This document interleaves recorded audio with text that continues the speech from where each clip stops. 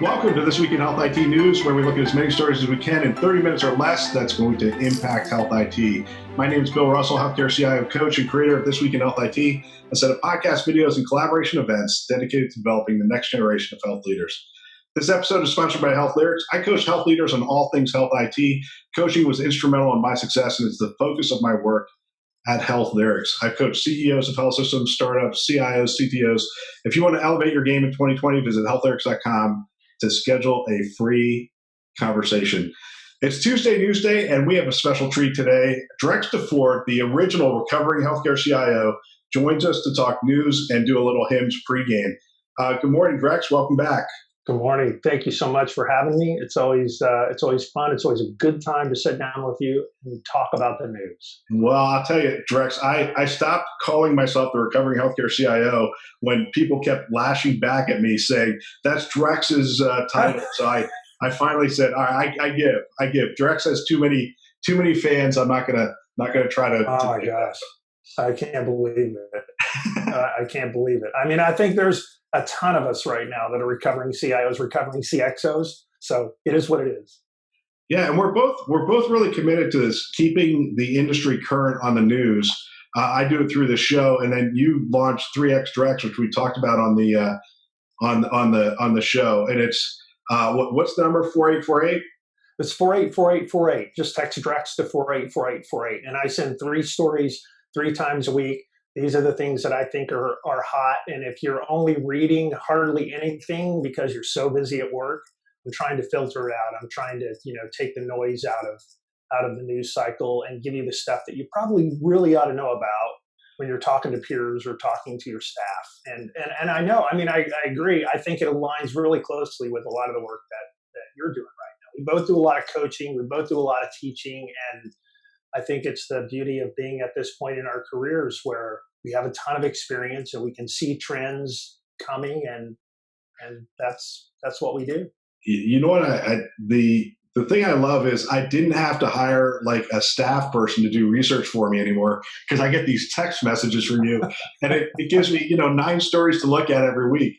Now I'm still reading a lot of stuff that's out there, but it is really helpful to have it really curated by you and delivered to me. So thank you for doing that. And oh, sure. Really thank you for the listeners who don't know. Actually, Bill and I exchanged a lot of emails in the background, and very often he'll send me other little tidbits that wind up showing up in 3X Drex. So this is often a crowd curated kind of feed too, and I appreciate that. Right, crowdsourced, awesome. All right, so on to the news. I'm gonna try to cover 3 things. I'm going to talk about HIMSS coronavirus. It's a significant topic, and this is going to get released today. So hopefully we'll add to that conversation. We're going to talk President Trump on interoperability, which should be fun. He's going to show up at HIMSS, which is a sitting president speaking at HIMSS for the first time. We've had former presidents speak at HIMSS, so it's not that this venue hasn't had dignitaries before, but this is the first sitting president. And then the last story I pulled was Atrium's really following Advent on this Epic train, and I think that's 2 major health systems in the last 30 days making this announcement. So it's a pretty big deal. And then you have 3 stories. What 3 stories do you have?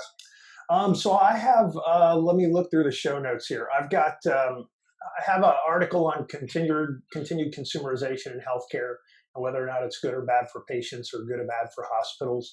I have a story about reinventing yourself, and then sort of a patient experience story around, we talk about patients as customers, but they're still patients and they're still consumers, and there's 2 sides to that coin, and so we'll talk for just a couple of minutes maybe about that. I love it. Reinvent yourself or somebody else will. That's a great title for it. And good for our so let's start with coronavirus and HIMSS. Neither of us are doctors, so we're not going to go into details of what people should be doing around this. But are you planning to attend? As of today, I will still attend. I'm still going to attend. Yeah, and I feel the same way. It's like a day-to-day decision. Because I have a lot of interviews planned, but I could easily do them the same way we're doing this and still get the word out and capture some of the thoughts I want to. but it is kind of a day-to-day thing. I'm not, the first two cases in Florida have been brought forward, but this conference in and of itself is 40 something thousand people from around the world Right. coming together. The thought I have in my mind is it responsible to go ahead with the conference? Should we even be put in this position to decide whether we should go or not? What are your thoughts on that? Yeah, I mean, there's, I think for HIMSS, a huge amount of financial pressure to do this, to keep the conference going. Now that they've announced the president's going to speak, they've almost backed themselves into a corner where they can't cancel now without making, the whole situation worse, not only for HIMSS, but maybe for the president too. I sat on the HIMSS national board back in the day where the annual conference was like 95% of the revenues of the company. And we diversified specifically because of that. We wound up buying Dornfest, which turned into HIMSS Analytics. We went down the media road. So there's lots of HIMSS media stuff that's happened. We did unifications and joined with several other organizations so that we had other conferences at other times and other events at other times, specifically knowing that this could be a thing that could happen. I don't think we really thought about it being a pandemic situation, but you never know what's going to happen, right? Another 9/11. There could be, if we were doing this in Chicago, there could be a snowstorm and everybody cancels. There were lots of different options. So specifically spent some time building out the company to be able to take one of these hits if they ever had to take it. And I'm not sure what's going on, but we've definitely gotten to the point with HIMSS now where the show is so big and there's so much money involved that canceling it doesn't seem to be an option. And so for a lot of us, not going is also not an option. I mean, I feel like I'm with you. I'm on the fence every day about whether or not I'll go or stay. But as of today, I'm going.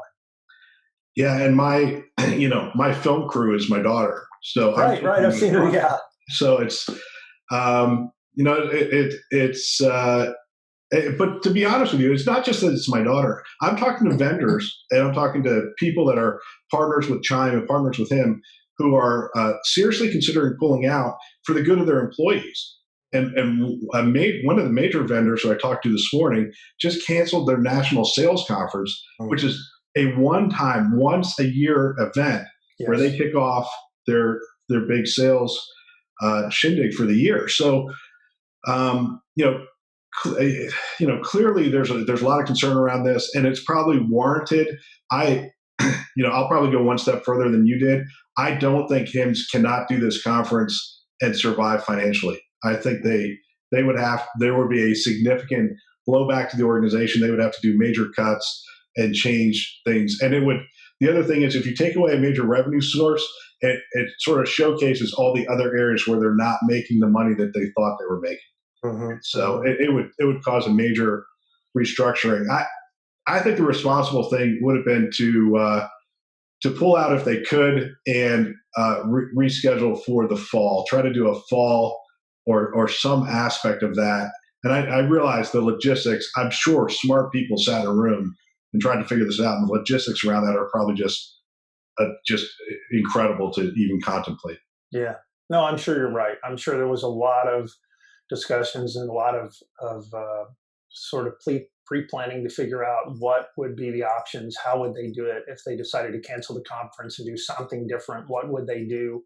A lot of this kind of gets down to when you talk about hospitals and health systems and vendors and others, doing these kinds of, they're not really incident response exercises, but they're that kind of thing where you always have a backup plan, especially for major things that happen with your company or with your health system. How would we do X without Y? Or what happens if we have to stop doing X for some period of time? And how do we work under those conditions? How do we operate under those conditions? And if you haven't thought through it, in the heat of the battle is not the time to think through it, because you will always default to the easiest path, which is sometimes the wrong one. And we'll see how this works out for HIMSS. We saw SARS, we saw Ebola, we're now seeing coronavirus. I think this is the new norm. I think this has to be taken into consideration for these conferences and for travel and those kind of things. So I don't know. And they should invite you back on the board. I'm not volunteering you for that. I know you're busy.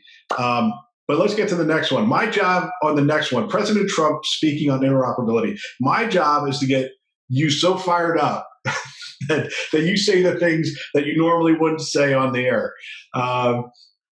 But actually, in all honesty, let's take personalities out of it for a minute. Okay. And whether President Trump it will probably be somebody else's speech. I doubt President Trump has the nuance around interoperability that, say, a Seema Verma or Secretary Azar would have. But clearly, they're using the bully pulpit. They're going to get this word out about interoperability, why it's important. And one of the things I've driven home on this show is this is a bipartisan issue.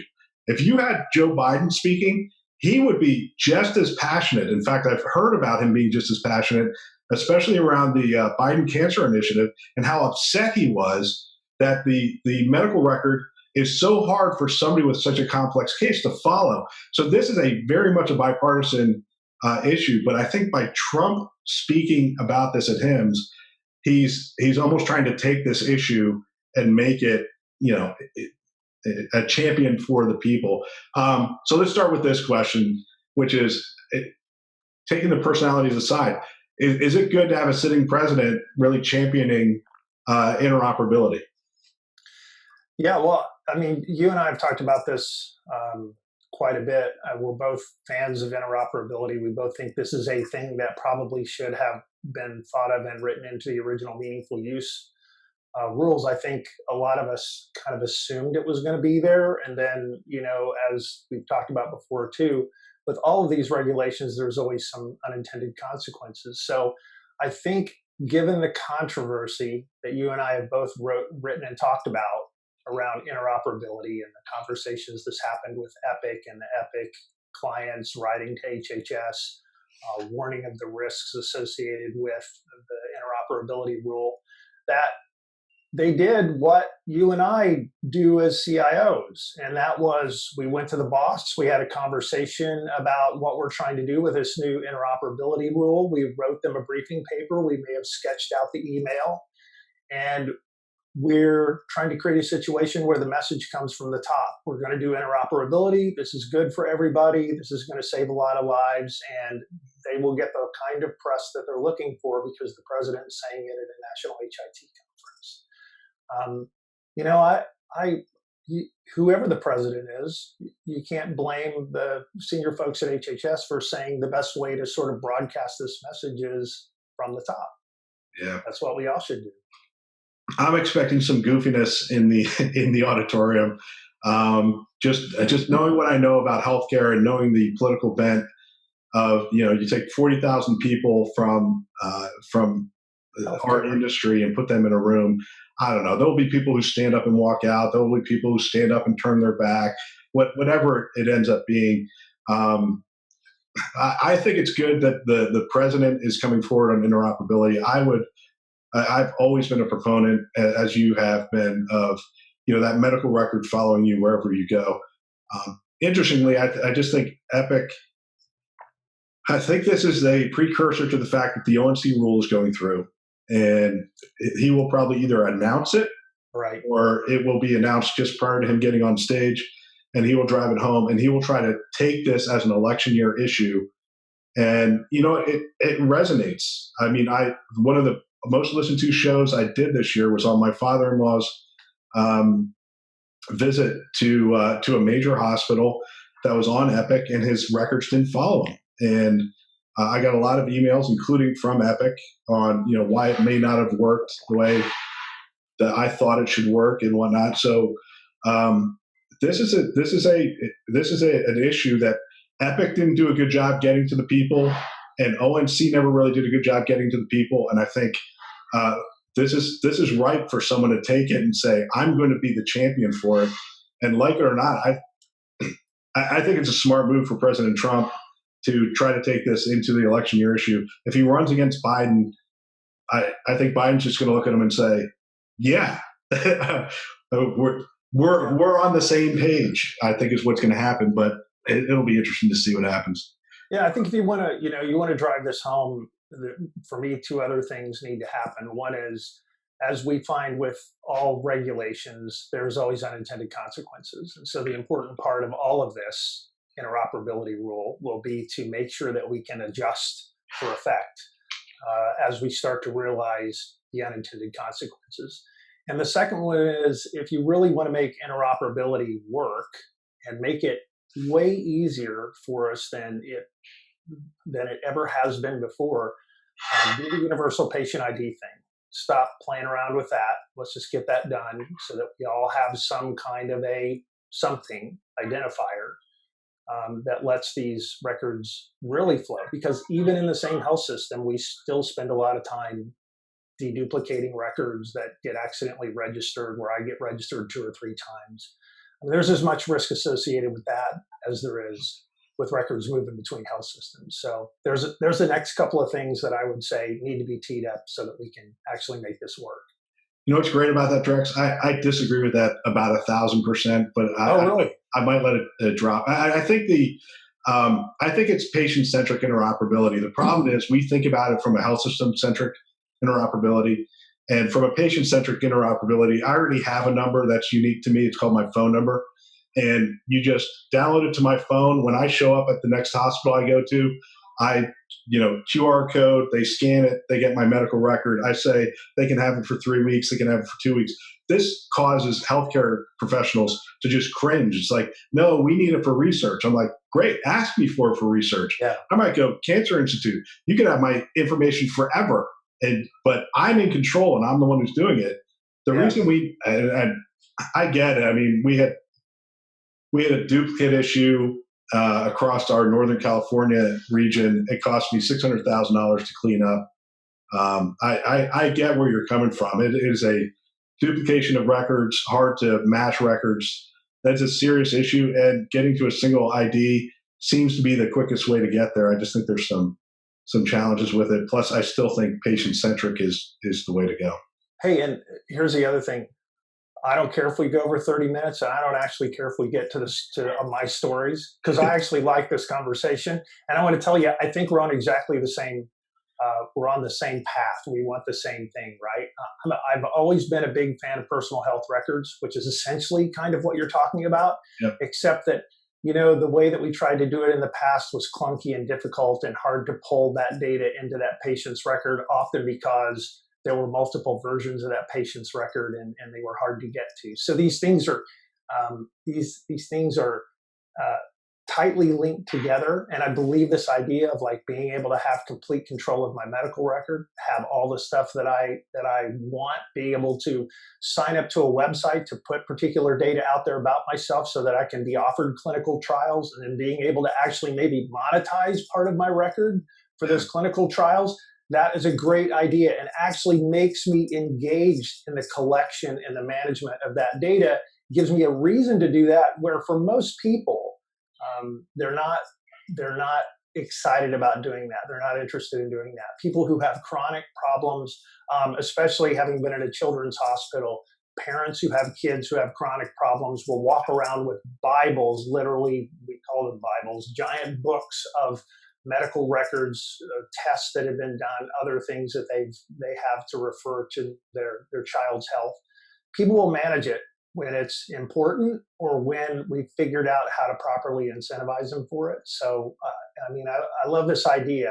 We kind of now are getting to the point where we have good tech to be able to do a personal health record kind of thing. And whether it's the Apple stuff that's happening right now or other things, I think we can get there. It's interesting. I think the government has to drive this, because I don't think there's there's no incentive for Epic, Cerner, or Allscripts to give all the data to Apple and say, okay, you can sort of curate it for users. I don't think there's any incentive for the health systems to do that. They sort of lose control, and it actually gets back to HIPAA is about portability. Everyone thinks it's about security, and it is about security, but it's about portability. And the concept was essentially that I would have my health record and be able to go anywhere.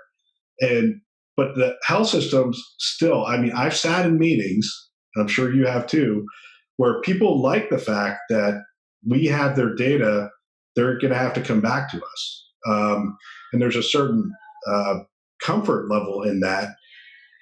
And, this is why I think the government, this is why the ONC, HHS, especially ONC though, has to really push this forward, because there's not an incentive for anyone else to do it.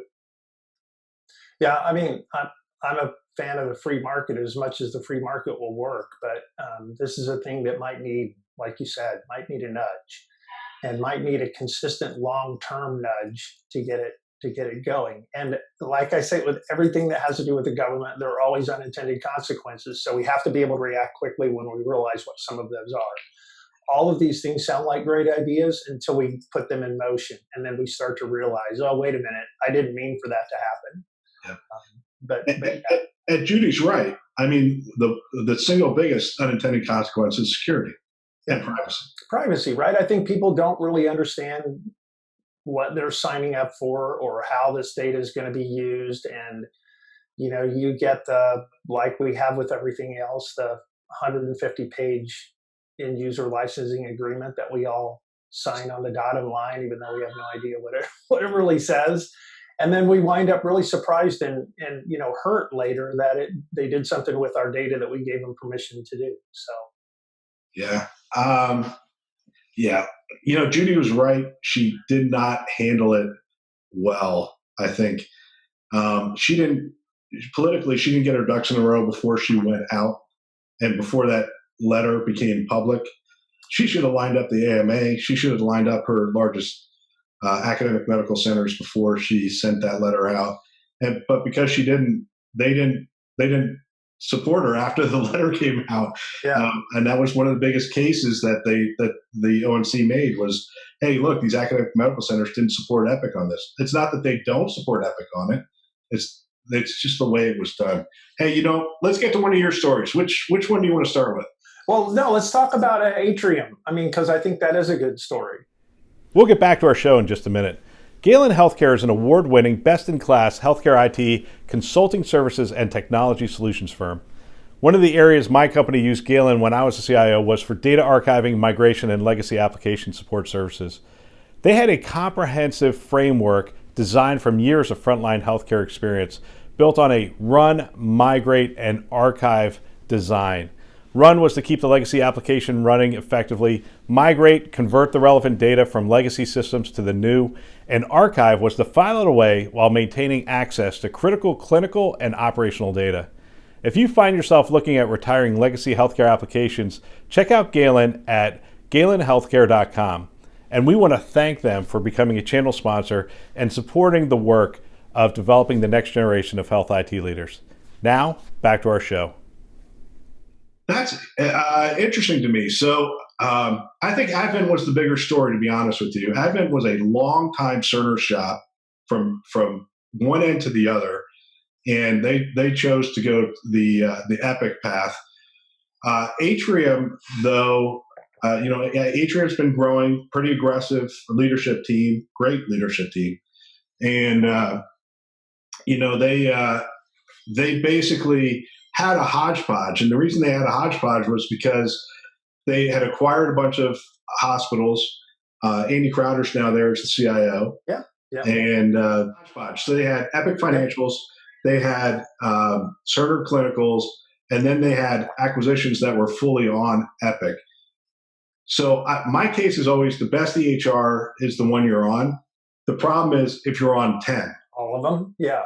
Yeah, then you literally are forced into a situation. And I think Atrium was more of a case where they were forced into a situation of we've got to get on something here.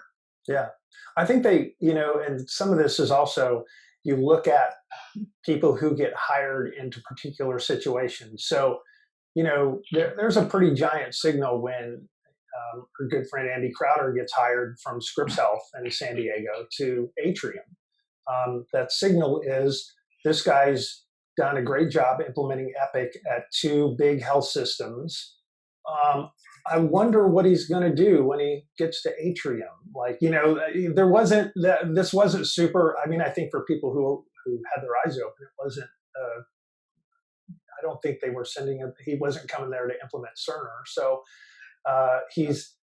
I'm sure he will have another really successful implementation, and he definitely has the playbook. He's seen all the hard stuff. He'll do a great job. Yeah, he will. What does this tell you about Cerner? So Cerner just lost Advent. They just lost Atrium. Does this say anything about Cerner, Cerner's leadership, Cerner's position in the market? Man, there's just been a lot of turnover, right? There's been a lot of changes there. And I think with the VA just slipped their go live now from April till I think July for Spokane, and then later for the Puget Sound area. They're really focused on the government as the prime on the VA contract, and as the one of the subs on the DoD contract. They're spending a lot of time and energy there. I think they're going to continue to be involved in the civilian market forever, but man, it feels like there are a lot of dominoes falling that are pushing them more and more toward. We may have a government's EHR system, which is Cerner, and we may have a civilian EHR system or collection of systems which Cerner will be involved in, but may not be as big a player as they have been in the past. When you look 10 years down the road, right? I think they're still significant in the near term. And there's a lot of things that can change in that. Our world changes so fast and so often, it's hard to say. Yeah, it's interesting. I read an article a while back that talked about consolidation in industries. And when you get that, it's monopolistic pressure, right? So one of the things that happens when you get too much monopolistic pressure is you get organizations that have too many clients with too many distinct needs, and they're, especially in the software area, they're not able to keep up. So innovation slows down and comes to a standstill. And, this is the reason that Epic is driving towards foundation and a standard build across the board, because they recognize that the larger they get, what they have doesn't scale, and they can't, unless they get everybody to foundation, they're not going to be able to do the innovation on top of that platform that they really want to. Yeah. And we are getting closer and closer to Epic approaching 40, 50% market share. I don't think they'll ever, unless they come out with a new product, they'll ever get the rural small hospitals. It's just too expensive still. And Community Connect requires I don't know about you, but my experience with Community Connect hospitals is everyone I walk into is like, we're Community Connect. We have no control whatsoever. Yeah, I always hear that too. Yeah, we're on the committee that decides these things, but we're one vote out of 15 Community Connect hospitals, and the mothership who really actually controls all that. I always hear the same thing too. So it becomes a question of, at what point Epic gets 50% market share, do they start to sort of implode on themselves, not be able to innovate fast enough? Historically, they have not gotten to a web-based EHR, and they announced it, and they said it's going to take us a decade to get a web-based EHR. And anyone who knows programming knows that that's an indication of what's underneath. Yeah. Here's an interesting idea, right? That I was talking with somebody about this the other day. At some point, does Epic and Cerner and others become the foundation of the electronic health record system, in that they are the place that stores the record? Some health systems will use components of that EHR because they work really well and they like how they work.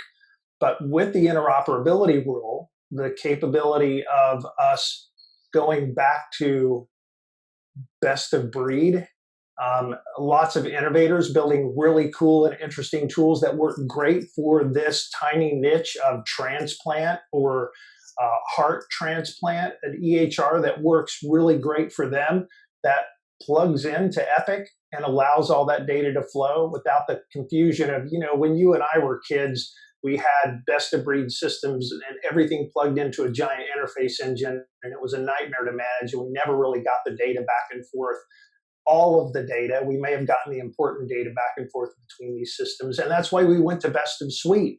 But I wonder if we're not, like everything else, boomeranging all the way back around to interoperability lets us actually do the thing that we always wanted to do, which was have a bunch of niche systems that work really great, reduces physician burnout, makes us deliver the care that we want, that all plugs back into a mothership EHR. That is what Epic evolves into eventually. All right, this is the last question, and we're going to come back.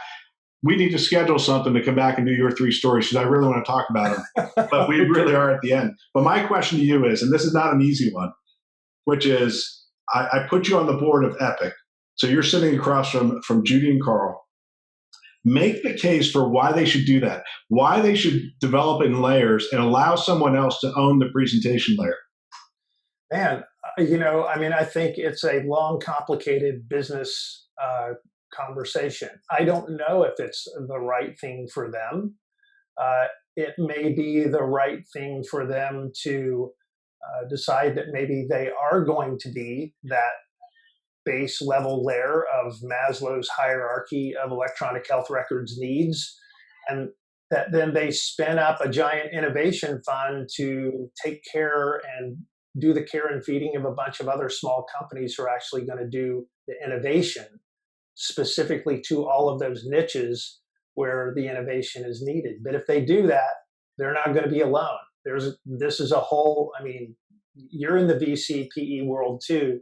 There's tons of people doing this stuff right now, waiting for the interoperability rule to try to get to the point to where they can say, we are the XYZ best EHR EHR for this particular piece of healthcare. And we can work with Epic or Cerner or whoever.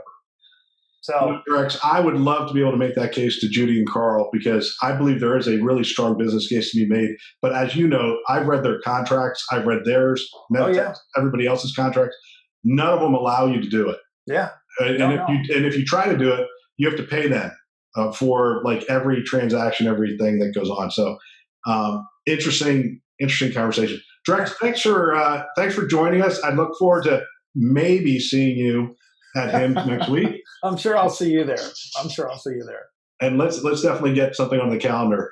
That's all for this week. Special thanks to our sponsors, VMware, Starbridge Advisors, Galen Healthcare, Health Lyrics, and Pro Talent Advisors for choosing to invest in developing the next generation of health leaders.